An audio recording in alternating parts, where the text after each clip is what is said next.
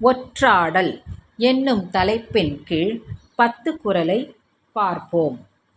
ஒற்றும் உரை சான்ற நூலும் இவை இரண்டும் தெற்றென்க மன்னவன் கண். நேர்மையும் திறனும் கொண்ட ஒற்றரும் நீதியுரைக்கும் அறநூலும் ஓர் அரசின் கண்களாக கருதப்பட வேண்டும்.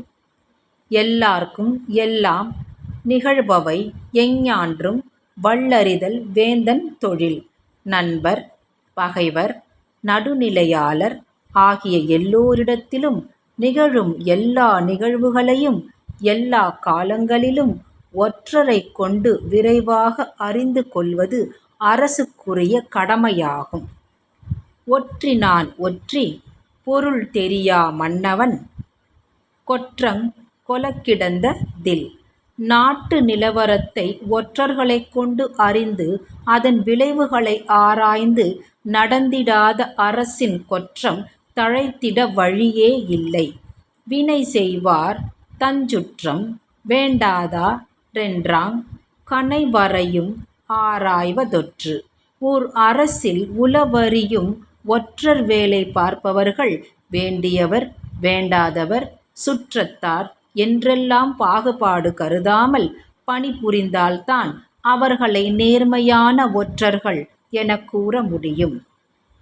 கடாஅ உருவொடு கண்ணஞ்சா தியாண்டும் உகா அமை வல்லதே ஒற்று.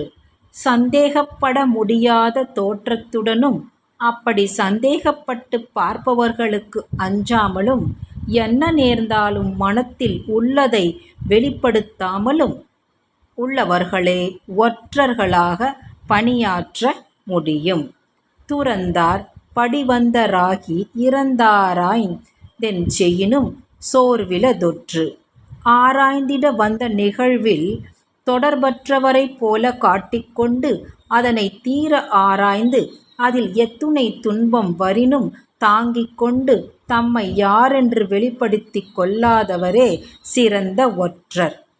மறைந்தவை கேட்கவற்றாகி அறிந்தவை ஐயப்பாடில்லதே ஒற்று.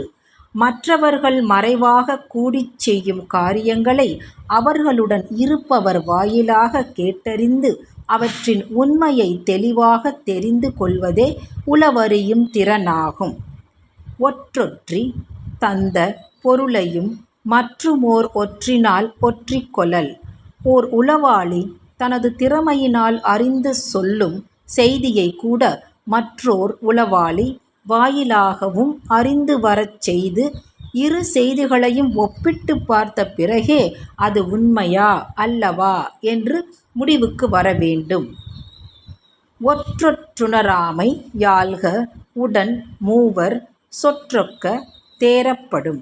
ஓர் ஒற்றரை மற்றோர் ஒற்றர் அறிய முடியாதபடி 3 ஒற்றர்களை இயங்க வைத்து அம்மூவரும் சொல்வது ஒத்து இருந்தால் அது உண்மை எனக் கொள்ளலாம்.